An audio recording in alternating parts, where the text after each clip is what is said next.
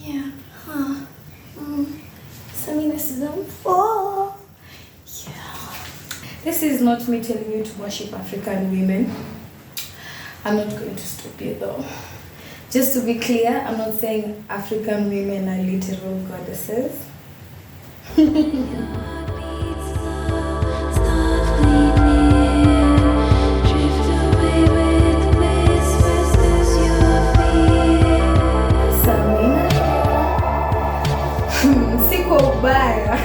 LOL.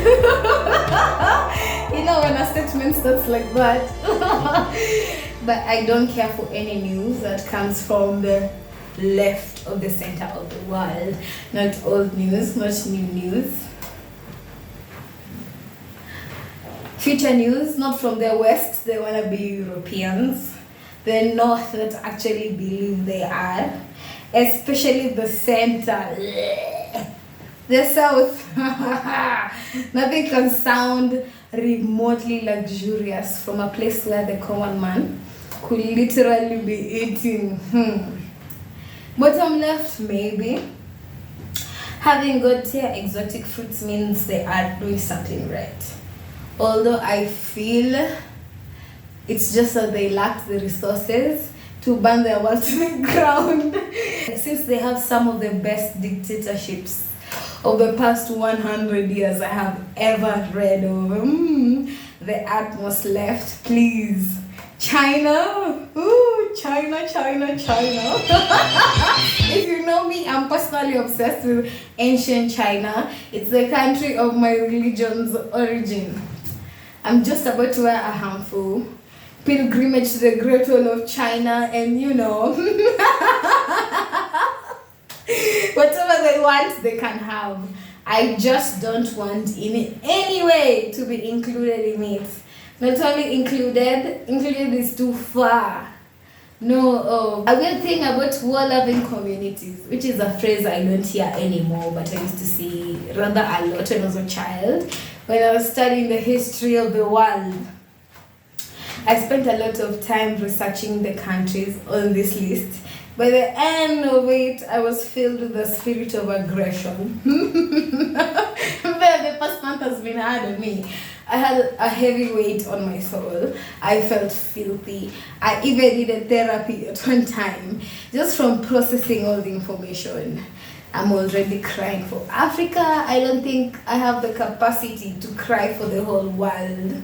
Especially, I don't like seeing or hearing or even being around people in pain. I want to fix things. That makes me a unique third worlder. I don't tolerate suffering, be it from me or others. It has destroyed me many times. I'm just happy to be the people who water me instead of always drinking from my cup. I couldn't try to write this out, this video and 2 others, so that it could all come out of me. I have no problem with people or peoples who want to wipe each other out of the world, because that means less crazy people. As long as it's done far away from me. Am I being blind to their self-imposed suffering? Why are they blind to my peace and serenity and order and consistency and civility? What I don't like is they are willing to show children violence and go. And if they're go, and if they're okay with showing it, they're okay with enacting it, how else do you create new soldiers and new victims? Some of the scenarios left have played out time and time again. Done up my reading up to 1952, 1947, 1917, 1667, 78, 0 BCE, 2000 BCE. I don't even know where to stop. Which era exactly? That's a major issue with members of this question. Mother Nature knew what she was doing with just recent history being memorable to humanity. The collective amnesia that happens every 200 years or so. Humans shouldn't really know how far back into their history, especially as a matter of personal identity and not a matter of scientific fact. It creates like large delusions in people, unable to shape their own selves, their own will. They stretch so far back. These fear-mongering misstatements about situations that will never be the same again. Since insert date, what you need to know about so and so's conflict and how it affects you. Me? How it affects me? Nothing like this has ever been seen before in this region or whatever. Yes, it has, buddy. Nobody has the right to tell you things are bad. That's a wrong, bro. Everyone should deal with their own things. If you do go far back enough, human beings are always being animals to each other. It is a base nature linked to the need to survive.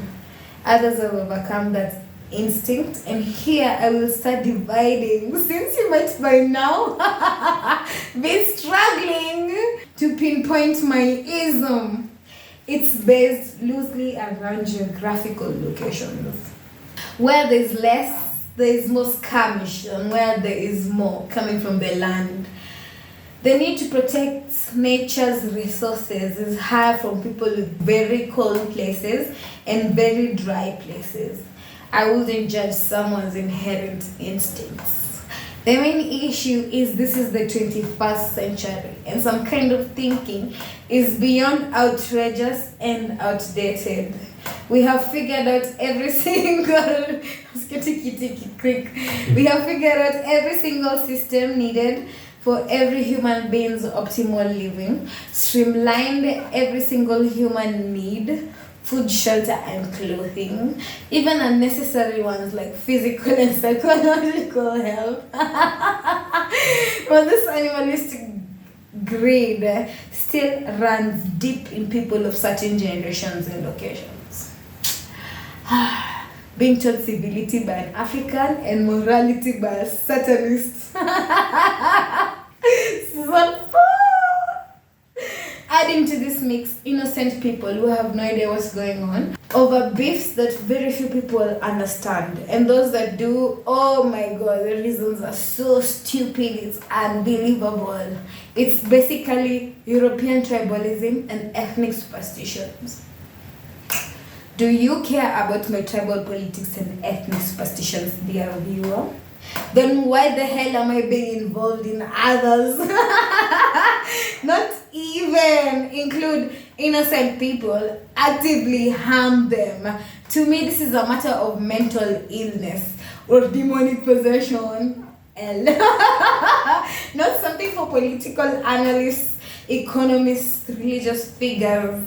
Because if you look into it, and the cause of it, and especially not social media activists,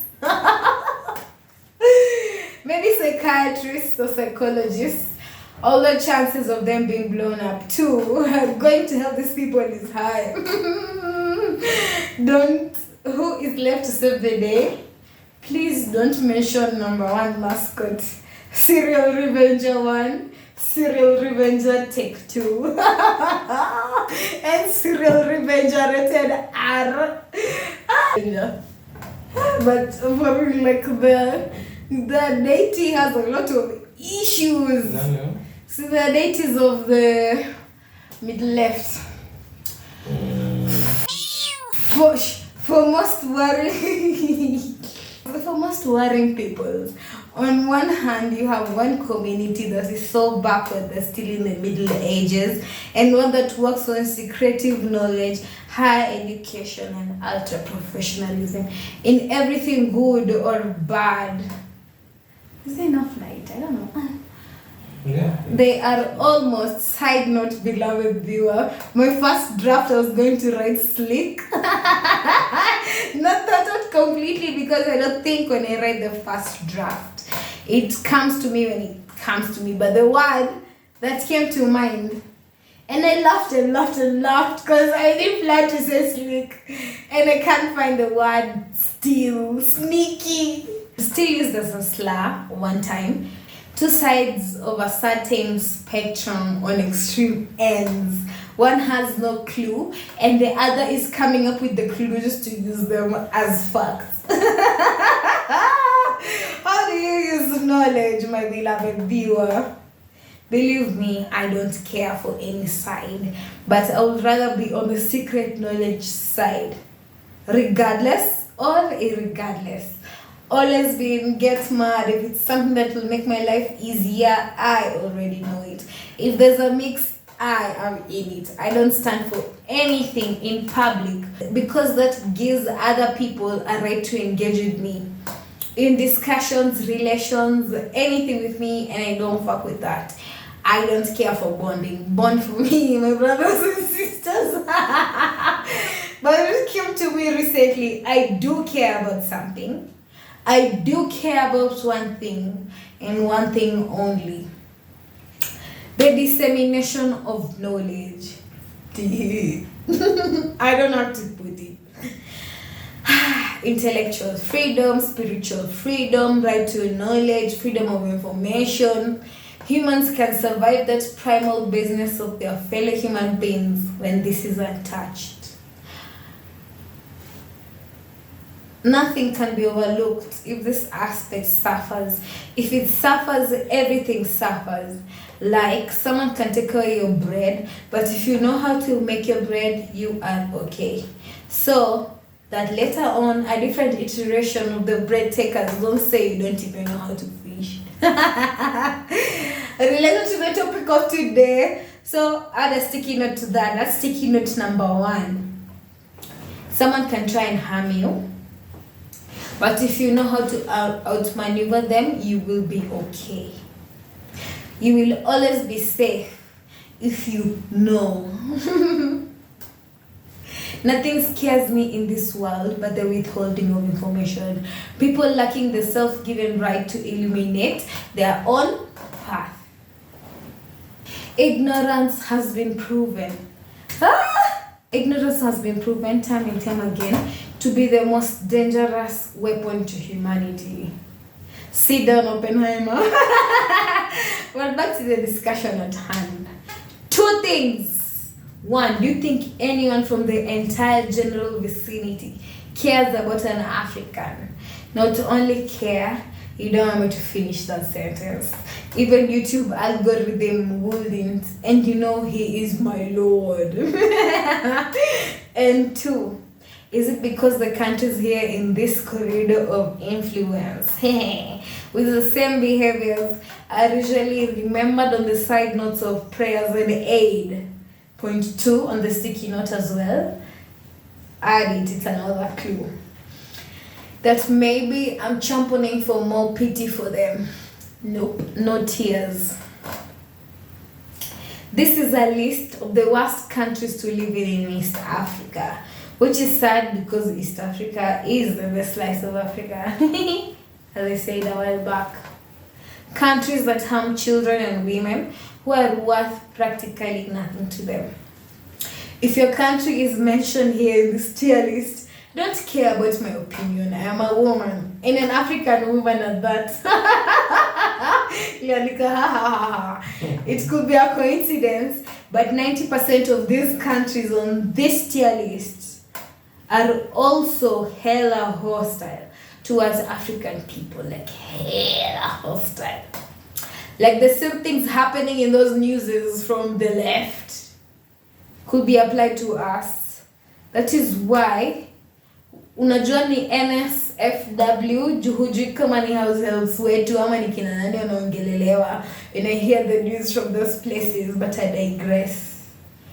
Why is peace in that whole left an issue that I have to know or even consider? They collectively have more than 10 nuclear warheads per country. If they could pile up everything and divide it and use it. Many global crises have been averted by a mere phone call.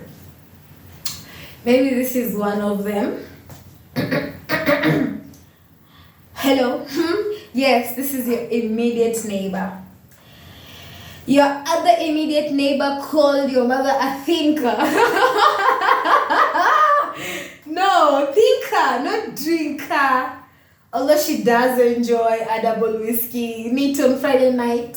After a long week of working in her fair prey in her fair-paying profession of choice.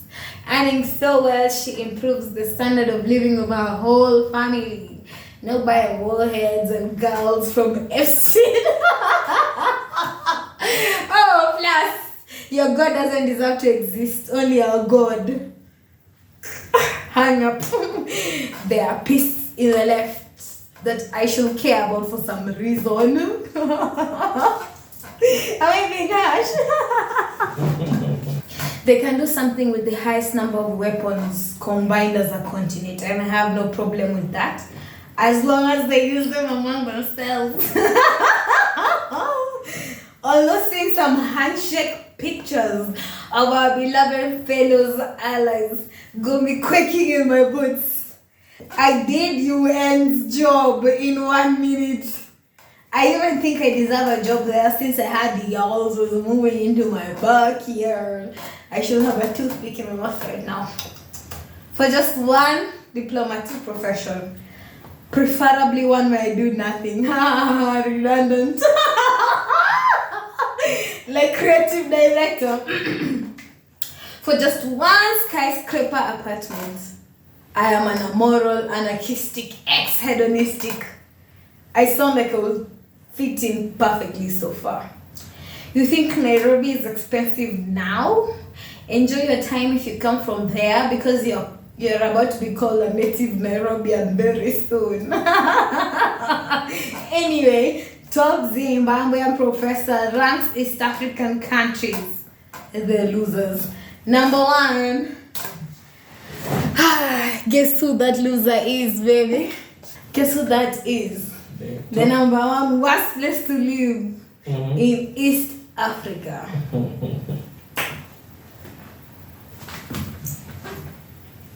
Hungary. It's Hungary. Yes. So, goated flag. To me, top 3 best designed flags in the world, next to the Rasta flag, which I didn't know was an actual country's flag. TBH, but this country is not a country in Africa. It is a strong, proud nation in the middle of Iman. I personally never cared about racism towards me. I grew up in a tourism town. I know the true nature of most of the ethnicities around the planet. I don't need any media to shape my observations. I have had the one-on-one interactions and have some very interesting views on foreigners. It's just sad seeing poor Africans disrespecting other poor Africans on account of the darkness of their skin. I don't even get the grounds, because the OG prototype of this nation has the most beautiful green, yellow based dark tints, because desert. So it's not just a matter of bleach. It's that little orientricity in the hair I've come to know. That's the best is about this. And mind you, I'm talking about racism in my country, not the country in question. A certain chicken head I used to follow of a certain spiritual heritage. Mourning and complaining because that's what they do 99% of the time. Mashida too, 24/7. I especially love how they like to gang up on each other as holy women to show who is holier than the other. It never ends well, because after the hypocritical performance, they usually later on sleep, and the women they offended with their fakeness come out of the shadows to get their lick back. Very entertaining, but currently besides the point. She was talking about going to a certain Moldovan business hotspot, dressed in the appropriate gear, saying hello in the appropriate language, asked for some curtains or something.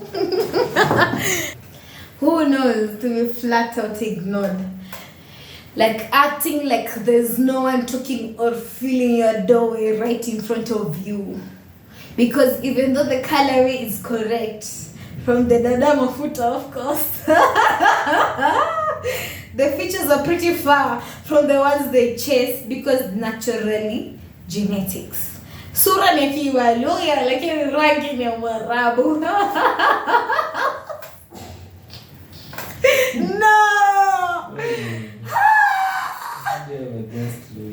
I felt sad for her, even though soon enough she ended up stealing some of my intellectual property and I blocked her so fast in every single influencer and anonymous channel. I always have to pay trying to make friends with women.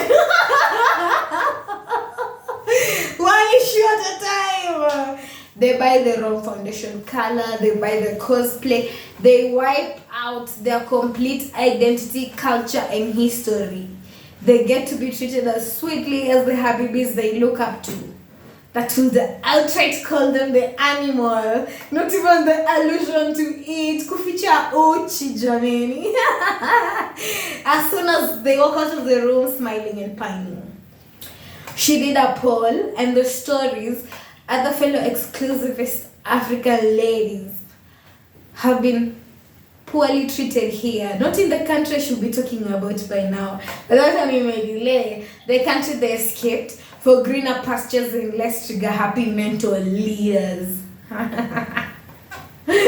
Sad. Nakumbuka mmoja aliambiwa kwa nini nataka kuenda a certain building of worship. She asked the rituals for. Akauliza ni kama nataka kwenda kuomba. Imagine. That's so sad.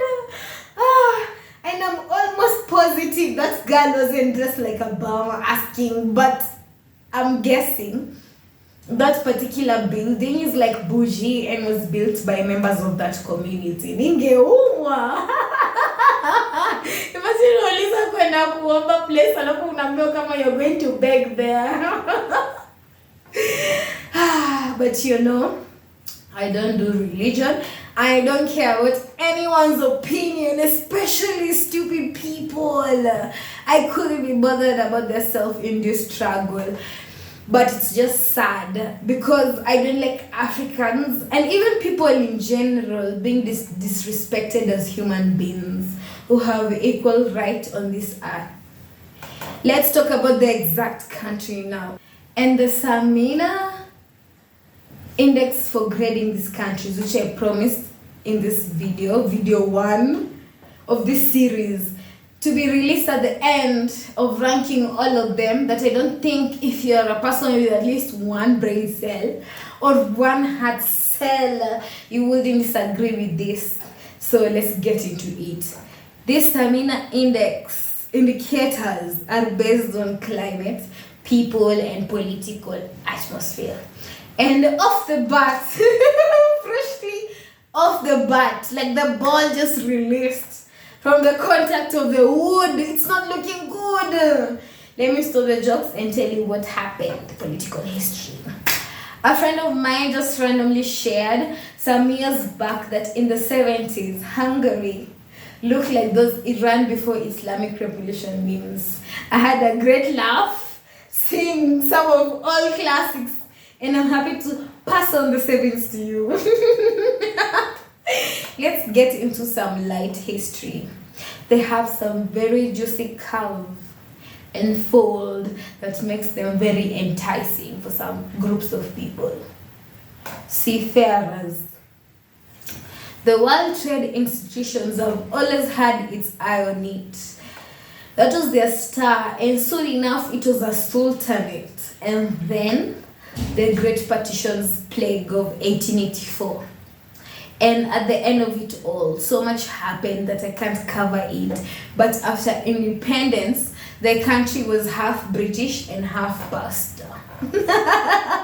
All the cultural knowledge of working their land and their interrelationships had already started eroding in this step 1. Remember, this is step 1. Anyway, it started when they got into the East. Both sides of the global political big dogs, the Reds and the Blues, courted Hungary during the Cold War. So we are in the 1960s. Hungary got independence super early by comparison also happened to be one of the rarest happenings in history of Africa at large in that era. They had a truly democratic, mentally advanced president number one. The names really don't matter. It's those areas where the names of the people are switched up versions of the same name because of how well their culture was dominated. So, President James John James, he wished to shape Hungary into the solar punk utopia. And after serving his terms and losing in an election, easily stepped down, zero fuss and fighting. During that time, Hungary was known as the only democracy in Africa.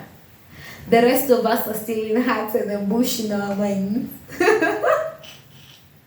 He lived to almost 100, which I think is pretty cool. I love it and learn how to people live long.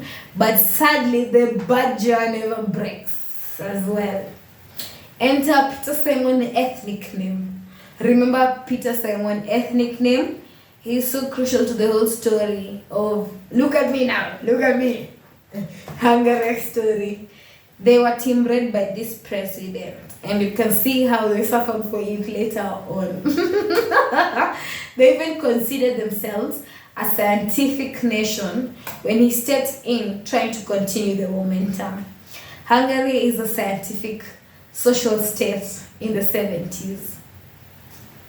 That was huge for me to read. The first and second presidency was actually multi-partisan. Not only multi-partisan, real multi-partisan society in the 60s. Hungary, the one Hungary. Guy number 2 who tried to continue the utopia while maintaining political neutrality in the global stage created by the first president, James John James, was of course assassinated by military leaders' command. That's what you get for being a sissy boy who naturally had delusions of grandeur of an educated and advanced Africa all on our own. He believed he could do it right without the ignorance creeping in, but this is the 20th century Africa. The military wins again. Of course, guy number 3, Simon Peter ethnic name, eventually used all resources to his benefit. First accepting Team Red's courtship, he advanced Hungary into those Hungary before the revolution memes, trying to continue with the show compared to the super progressive presidents. We are now in the 70s. Simon Peter ethnic name is the one who actually said he wants Hungary to be a socialist and scientific state. That's also good saying. Free schools, free clinics, women's rights, scientific and social advancements. A vibrant local music scene that proves the people then engaged in high art and refinement. Socialism over religious extremism, high levels of literacy. Imagine from Kitu 5% in the 60s to 50% in the 70s. That's like half of every person from that country is literate. I feel like no other country in East Africa could compare them, but soon enough, the usual African dictator with a little bit of peninsularism. Peninsularism. Yes, I wanted a piece of Ethiopia's pie because uniting the greater Somali nation was a political entry point for many politicians using to their advantage. Then, the Great Partition's plague cut through various communes. There are many groups that suddenly got slashed, like in a different country. An activity that was done by probable drunk toddlers. Nothing's changed. The Soviet then was really intent on looking good because it was considered number 2 in the race. So they naturally worked very hard to prop up their subjects around the world. The same hard effort the USSR was using to polish up their image, Somali got a similar shine. Ooh, rhyme. That's the reason for those pictures where Hungary looks super progressive compared to look at me now. Her number one sugar daddy thought it was too messy when Simon Peter, ethnic name, decided to start pining for Ethiopia's leg. This while 2 years earlier, before his dreams of conquest, the country was hit by a terrible famine, like very high toll on everything.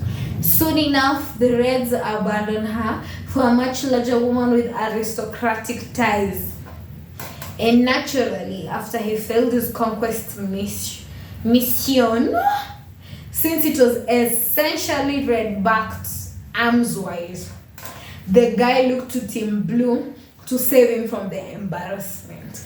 There was a lot happening in the court that he couldn't handle alone after being abandoned. He was... How do I look?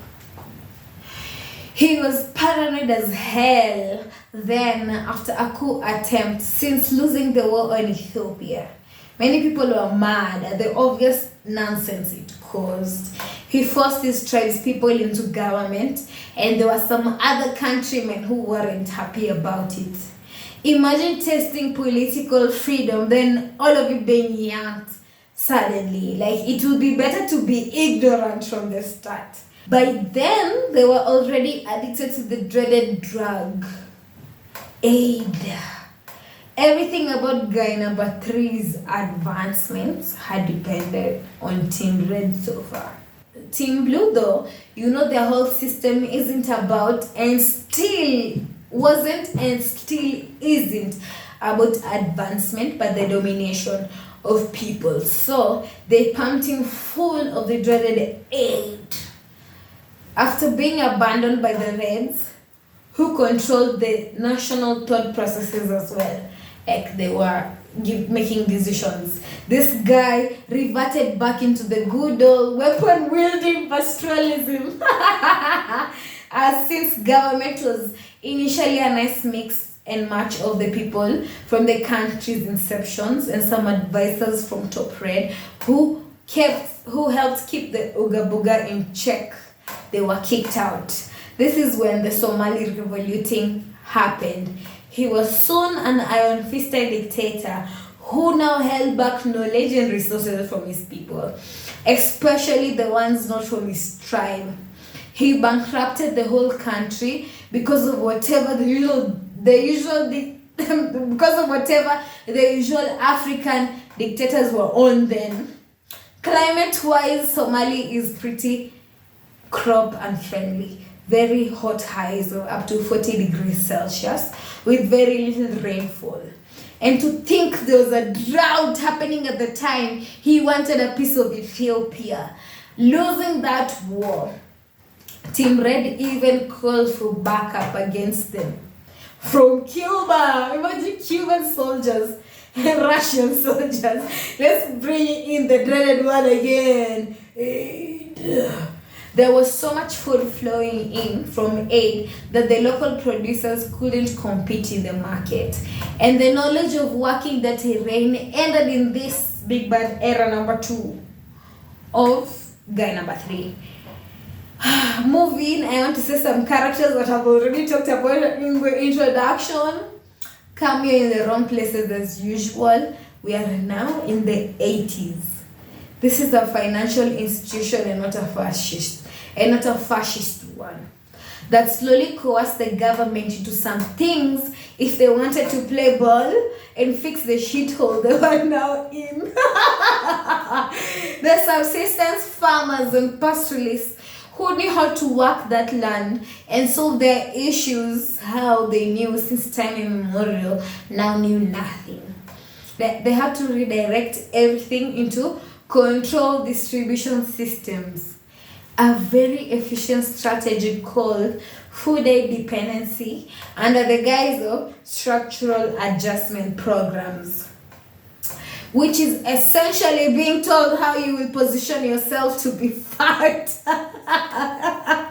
Born of the idea called imperialism. Ever heard of it? It seems if you control someone's food, you can control someone's life. It's unbelievable. I don't mean with slavery. This thing called aid. It's so dangerous how Africans think they can get things for free. It's our root culture of Ubuntu to believe in brotherhood. We do take care of each other automatically, but people outside of our culture don't think that way. The country was broke and tired, being ridden raw by a brutal dictator in debt after the failed war and a vicious famine. He closed off all forward movement or independent thinking. By this time, he was already brutalizing his people on grounds of ethnicity. And that was the ignorance that made him the primary candidate for SAP, Structural Adjustment Programs. I love how it's even in the name and they still went forward with it. These people aren't dumb. They do pick the most clueless and the most base as their victims. And the victims never think they are victims, they think they are partners. And we are the parties. Cheers to you, African presidents. Unaambiwa make your shilling workable to us. Open your market to whatever we want. Privatize non-essential government entities. The government itself. Cut subsidies, which all finally lead to reduction in public spending in useless things like education, healthcare, and such. The people don't really matter when you're fleecing them heshimiwas. It's enough to get what you want. The Reds should have known this. Why did they even bother helping them? The leaders receiving this aid end up thinking like the people giving it to them, not the people that they are part of. They never let any of the aid reach the commoner Somali at the bottom. Guy number 3 couldn't take it anymore. But what could he do? He had set up the stage for the blues to abuse these people just as he had abused them. That's where the touchy-feelingness of me not caring comes in. Wenyewe kwa wenyewe is so... The country sunk deeper and deeper into poverty and dependency on aid with these policies. Here comes the Hollywood view of Somalia in this era. We have finally reached it.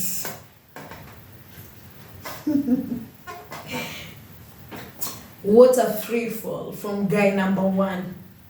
I think it stings worse because they had it all. Like, imagine they had it all. Like, Somalia was at the top.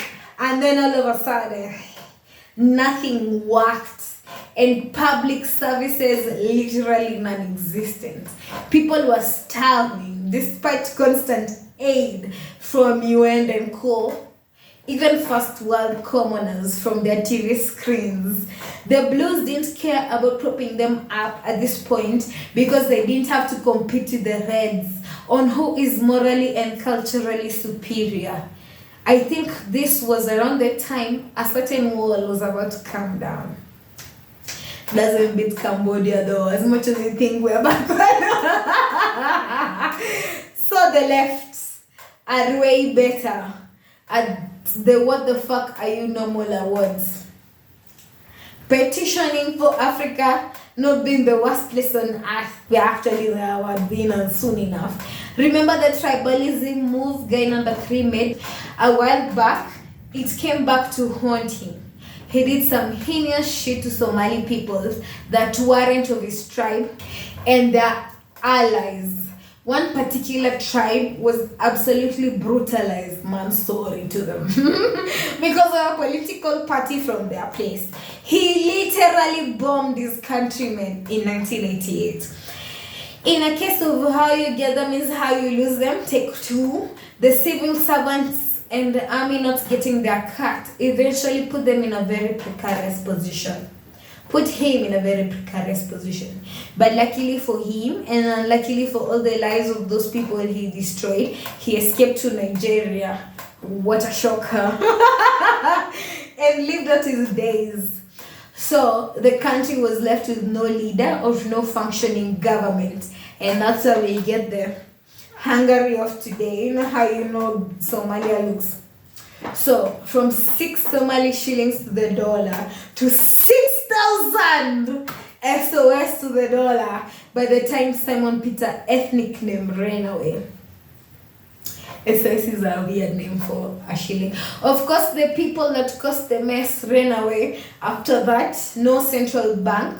Ungejiprintia pesa hata ungekuwa tu sawa, hakuna mtu angekuuliza.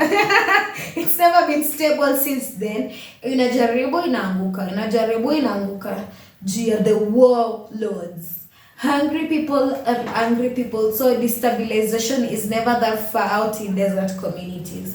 I've been seeing this word a lot lately in my research of the left and the losers of East Africa, and it fascinates me.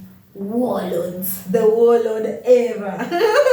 This is when a country has a weak or non-existent central government, and naturally the powerful people from the various corners of that nation want a piece of that pie, and they have the means to see it through, like arms, military, money, they take over. That's sign of these countries on this list ni kupenda kumenyana wenyewe. Most of the beef is tribe to tribe, but it has been that way for millennia, no? I don't know how I feel when I see two parties fighting when they're not even distinguishable from each other. It's an extra level of disgust for me. As I said, over neighbors fighting neighbors. These countries are usually riddled with why not me's. And the number of assassinations of leaders is alarming, but also highly entertaining to read. I just remembered my current hyperfixation with North Korea. Sudden disappearances in these 3 dynastic governments were normal, like seeing a dog on the streets, as long as you don't eat it. I wrote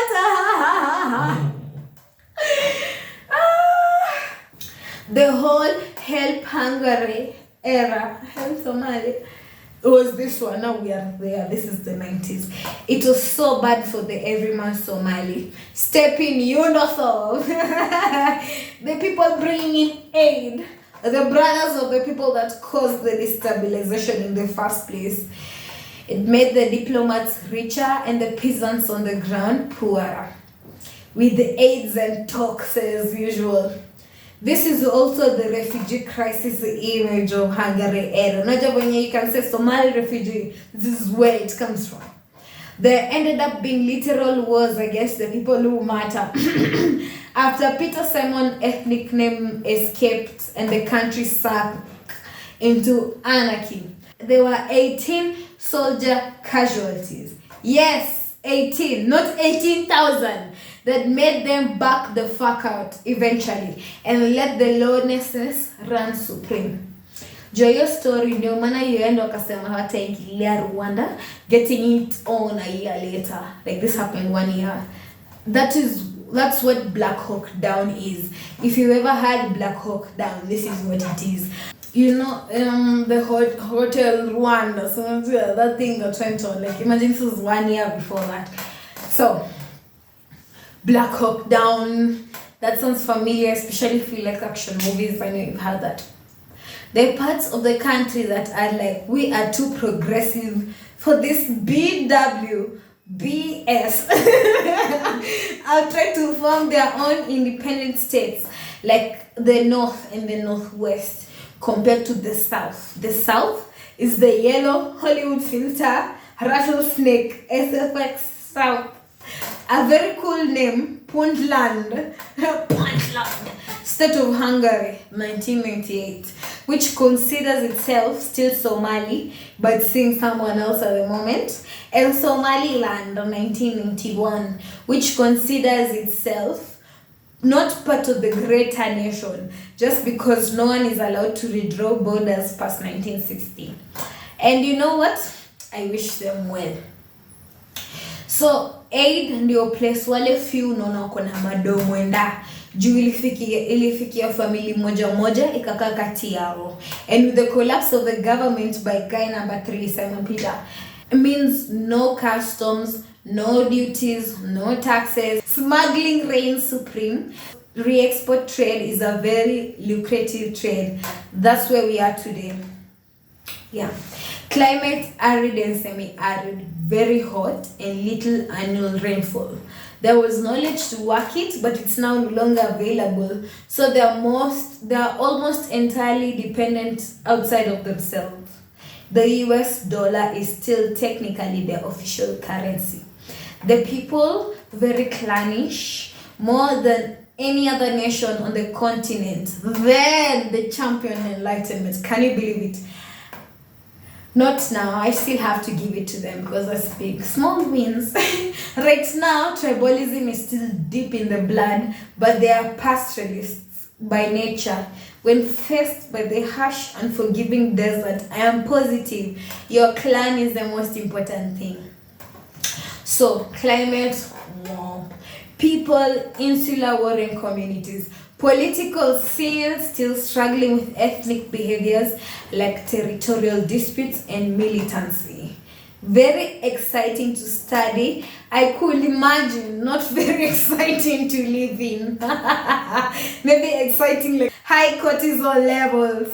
And as a woman, an African woman, a soft African woman, it has too high and less female body parts per female ratio, and I love all my body parts so much, especially parts that give me joy, designed that way by the glorious Mother Nature. The highest FGM rates and the highest sexual assault rates on the planet. Oh, hell no, man. What the fuck, man? Get your ass on,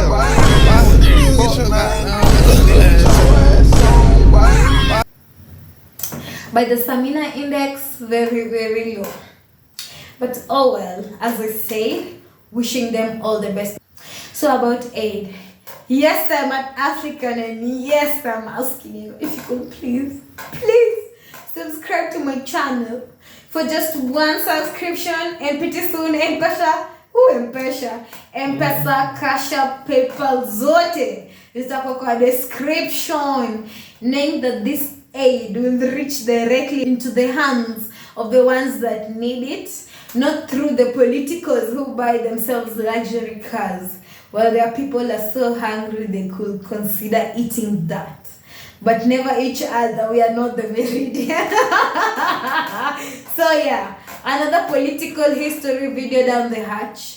I wish I could do all the loser countries in one video, but the research and the writing has been so in-depth for me. I just can't fit it. I just want to be done talking about it. Iache kunichafua roho. I also have to do a thing I love. I also have to do things I love epilogue, because my religion calls for it. Some of the Somali women I have engaged with in my youth have been some of the smartest, at times willful and hardworking, at times aggressive individuals I have ever met. And I love assertive women because I'm one. Also one of the most beautiful peninsular people on the planet. Historical pictures of some of the ethnic Somali people are just breathtaking.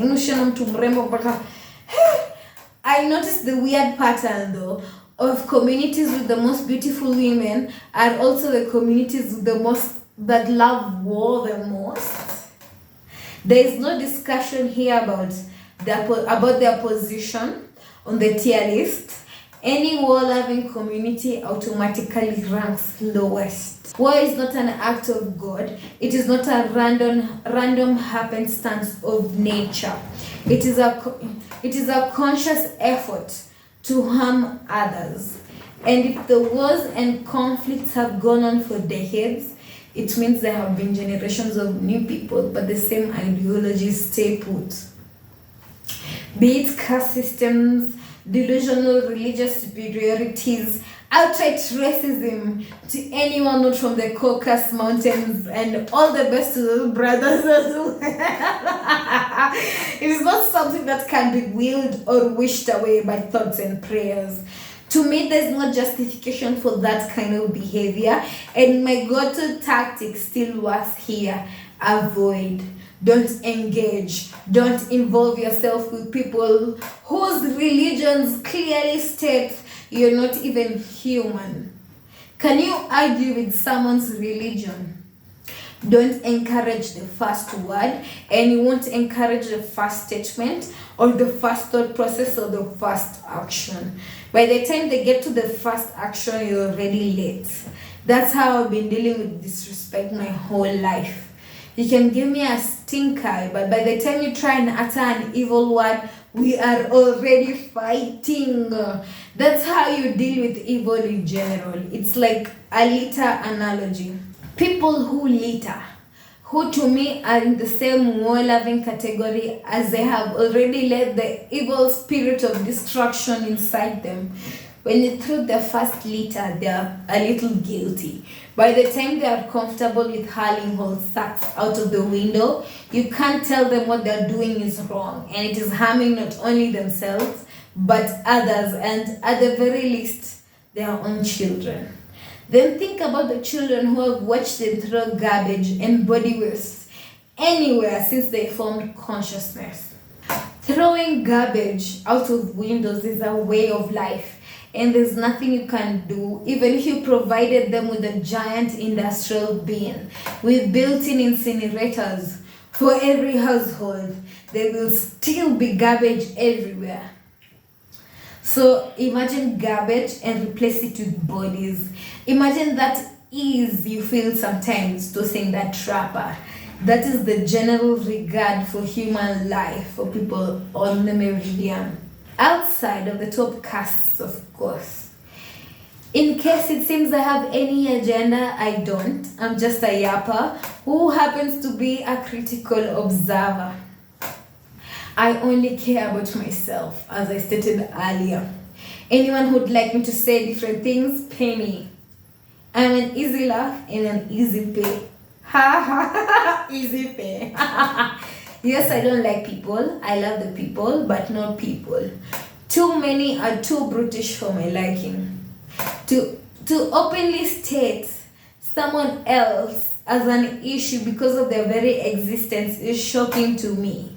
They're not only disliking this other person or people's existence, wanting the worst to befall them. I'm not human like that. I think most animals are noble than most humans, like dogs and pigs. No matter how much you polish a turd, to me a turd will always be a turd. Dress it in the most priestly or kingly of drab. Many of these public political figures give pests and diseases, but again, politicians are a reflection of the people. So don't think I'm targeting any particular figures. Proof, source, every single one of these countries mentioned. I'm sure I could find a press conference that involves a diatribe saying the most dehumanizing things about your immediate neighbor. I'm already saturated in filth. I can't go to the levels of watching these speeches, documents, and quote them to you. And these are speeches that are broadcast to every house with a working TV. And nobody rallies or protests on the roads about it. It doesn't become a national crisis to not only say these things, set out to do them. I don't care as long as those ideologies and workings of reason are nowhere near me. But according to some 2025 handshakes, I've seen where I randomly spot my local news. Again, if you're from any of these countries or support some of the worldviews I dislike in this video, remember I am a woman. Kwanza, an African woman. For the rest of the East African content, zenu zinafikiwa. And in a few videos, God willing, I will have a full list which I will reveal at the very end, and with that one merit, that Samina index. and one merit only, you will understand why I placed every country where I did. And if you don't, the floor will be open to share your reasons. Hata nimekumbuka Kenya lazima ishuke. The climate is great, the people are not bad, but the political atmosphere. So, and I wrote this on August. I'm usually on time, like that. Congo is next in the series, just in case they do something. Draft 1 is already written. Because another characteristic of the countries in this tier list, they always be doing some shit. Oh my god, they always be doing some shit that makes you wonder. And this isn't a list to invite foreigners as well. Please stay where you are. We are trying to make Africa great again. At the end of the day, like this one, I want everyone to be at peace and enjoying their God-given right to the planet. It's sad that some groups have a terrible head start with their ideologies, because in this day and age, in this age of information, and I also realized, I thought it was practically impossible as a child with the state of things that I grew up in, but making life easier for oneself and others is such an easy thing to do. Do with all this info as you will. Since it has nothing to do with me, I want nothing to do with it. The next episode might be a vintage viewing one or an animation station. I need a little peace of mind, a little breather from the heavy stuff. Samina After Dark is where I discuss some topics in harsh tones. And you are better in the know, because some people are subjects and we have objects.